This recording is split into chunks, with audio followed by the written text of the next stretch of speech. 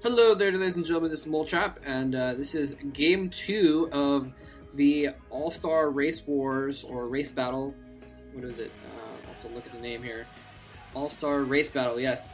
Um, game 2, and this is the Terrans versus the Zergs, and this is the second game. So obviously, I'm going to have to mention that in the first game, Nada took a very decent victory over Savior. Savior looking a little bit sloppy here and there. But really, the main thing I think that won the game for him was Nada was just relentless in his attacks of Savior's expansions, and Savior was never able to get his economy going decently. And you know, the Swarm, the Dark Swarm, can hold things off for a long time, but eventually have to give in. So eventually, it did happen, did go down. And there's Julyzerg sporting his OSL medals on his jacket there. Nada not sporting his on his shirt. He doesn't have his jacket with all of his medals on it right now. Otherwise, he is one of the few people that could dwarf the amount of medals that Julyzerg has. Both of these are both basically the two OSL three-time winners. These are the two players ever to have a golden mouse by winning 3 OSLs, and so this is kind of a cool matchup here. The first matchup we saw, you know, a rematch of Nada versus Savior in the Shinhan 3 OSL finals and the Shinhan Masters finals. And in this one, we have to go back a couple years, and this is actually a rematch of the IOPS OSL from 2004 finals. So a little bit more history between these two guys as well. Basically, two of the most famous players in StarCraft history facing off here. And this looks to be Medusa, by the way. Julyzerg at 6. That means Nada's going to be over at 3 o'clock. And basically, I didn't mention this beforehand. I have to admit that I didn't mention this beforehand because I didn't know this beforehand. I looked it up. I found out between casting these matches, actually, that this is basically like a Winners League format where the person who wins stays in the chair and someone else comes to play up. But it's not just that. The person who wins actually picks their opponent. So Nada beat Savior, and then he picked Julyzerg actually to play against. And so it looks like Julyzerg is going to send out a drone scout. I didn't see what number that was. 9, it looks like. Drone scout on 9, which is a nice, safe way of finding out what the opponent is doing. See if there's anything crazy going on. See if there's an 8 racks build. Because if there is an 8 racks, he's probably going to want to put down a 12 pool rather than 12 hatch. But if he sees that Nada's expanding or something like that, he will instead go for a 12 hatchery. Or he could go for a 12 pool also and just try and do a rush. But he's spotted with his Overlord, spotted that barracks going down just now, so he's going to 12 hatch instead. Anyway, but yeah, so Nada picked Julyzerg, and it's probably a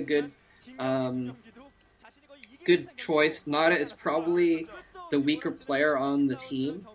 To be completely honest, yeah, I mean, it's hard to say, but Nada, Huashin, Lita, and Flash, very, very strong team.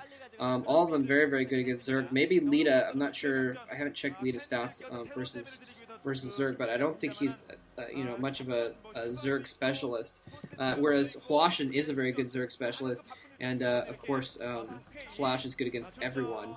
Okay, actually, I'm sorry, I'm completely wrong. Sorry, Lita is very good against Zerg, so I was thinking of someone else, I guess. But anyway, Nada is probably probably the weakest of the team against Zerg, and yet, but Julyzerg on the other hand is probably the weakest of his team against Terran. Maybe Savior is, but Savior's not an option for this game. So probably a wise choice for Nada. He probably doesn't want to go in. He's trying to get a couple kills here. And to be completely honest, he's going to have a really hard time defeating Luxury or Yarnak. They're very good versus Terran. So he's going to try and just get as many kills as he can here. And start off with the weaker players, and then if he does go down, then there will be strong players behind him to try and clean up the other Zergs.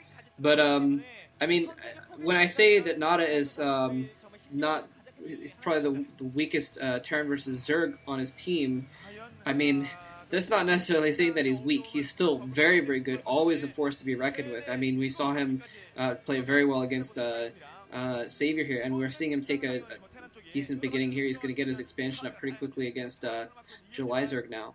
So, you know, definitely not one to be underestimated. There he's just running his SCV around. He spotted that Spire. It's always nice. I mean, sometimes, occasionally, you can keep that SV alive long enough to spot a Spire going down, and that's really kind of what he wants to do. That's why that SCV is still over there, is to try and spot whatever tech he's going, and not actually getting a factory out pretty quickly.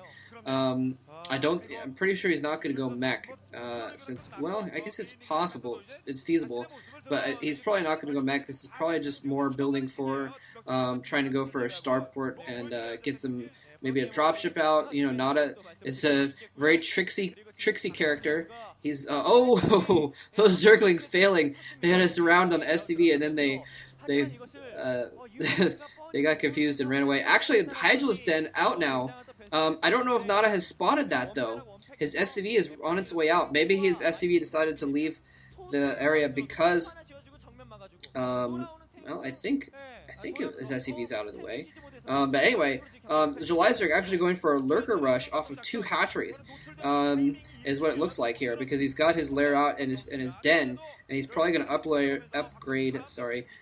upgrade lurkers immediately upon that lair going up. He's probably going to have lurkers out pretty soon, and it doesn't look like he's going to be doing a rush attack. It looks like what he's going to do is kind of skip the Mutalisk Harass, which is, you know, kind of keeps the Terran on their base long enough to get the base up and running. But what you can also do is, oh no, Julyzerg running into some Zerglings, and it looked like he might have been trying to take advantage of the fact that Nada had lifted his barracks, but he wasn't able to get there in time. But it looks like what Julyzerg is going to do is just take this opportunity to skip the Mutalisk Harass and just just try and go straight for lurkers and use the quick lurkers to defend his newest base.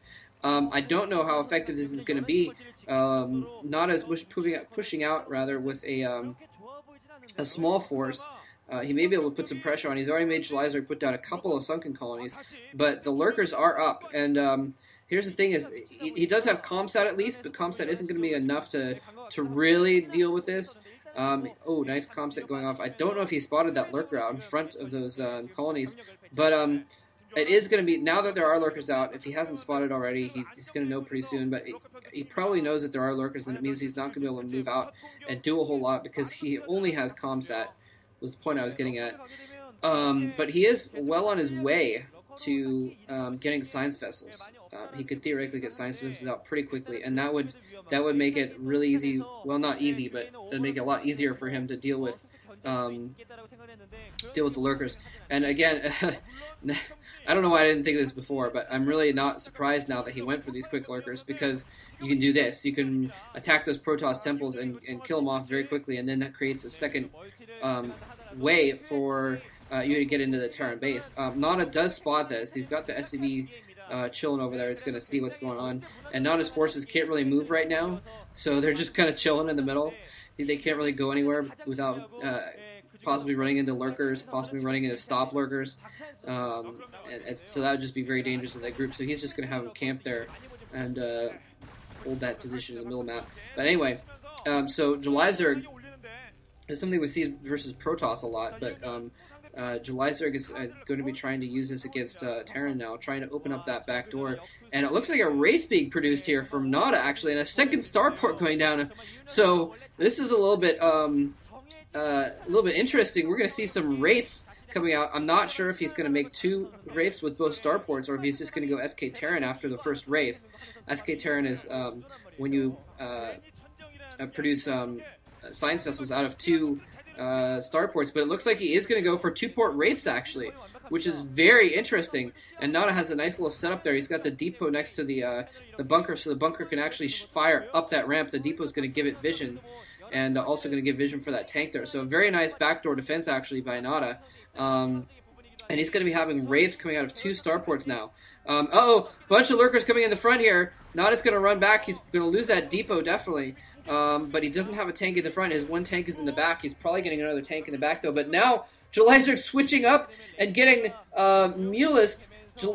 Nada has Wraiths that can deal with those Mutalisks theoretically, but they're not going to be able to cloak, which would really make them optimal for dealing with those Mutalisks. If he had cloaked, then he'd really be able to do a lot of damage to those Mutas and shut them down. But it doesn't look like he does. But in the meantime, Julyzerg is forced now to defend against lurkers, and now he's coming in with these Mutalisks.